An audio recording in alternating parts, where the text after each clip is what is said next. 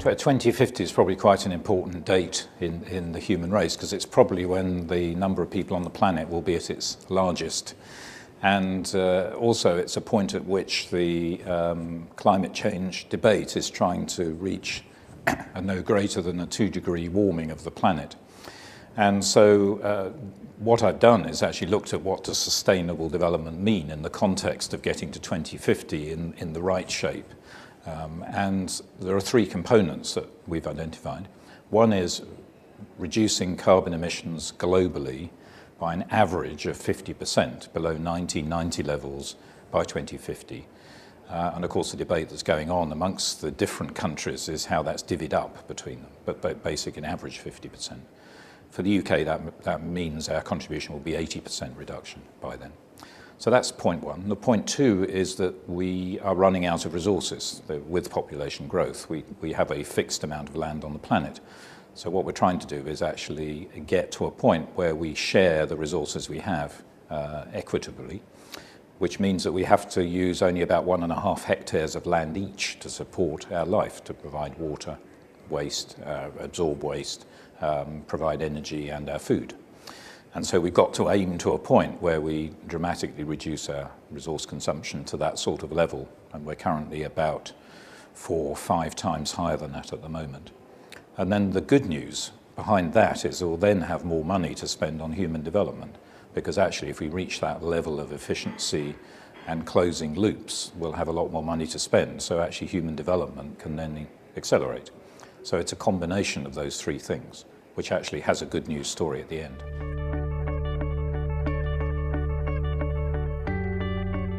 Yes, in order to reduce our carbon emissions by 80% by 2050, and also to reach a lower level of ecological footprint in the UK, we really have to radically change the way we use energy, the way we manage waste, the way we use water, and the way we source our food. So basically what we've devised is a rapid change process where actually a community, probably of around 20,000 homes, would go through a retrofit, which will be done street by street, where energy use, both in vehicles and in houses, would be able to be reduced by retrofitting houses, by making them more energy efficient, by providing water capture and recycling facilities, by providing improved walking and cycling to schools so cars don't have to be used as much, deliveries of goods are organised better, things like that. And basically that will be funded by a pension fund, and the return on their capital would come from the savings that are accrued in the community. So essentially by creating a social enterprise between the population in the area and the utilities, one would enable them to put money into the social enterprise that would do the investment, and then the pension fund would be repaid out of the savings, so people continue to pay what they're paying at the moment, and once the savings are paid through back to the pension fund, then actually everyone is then onto a much cheaper outcome. So essentially the money comes from private capital mostly, and not from either individuals or from government. And the great thing about that is it creates loads of jobs and lifts the economy.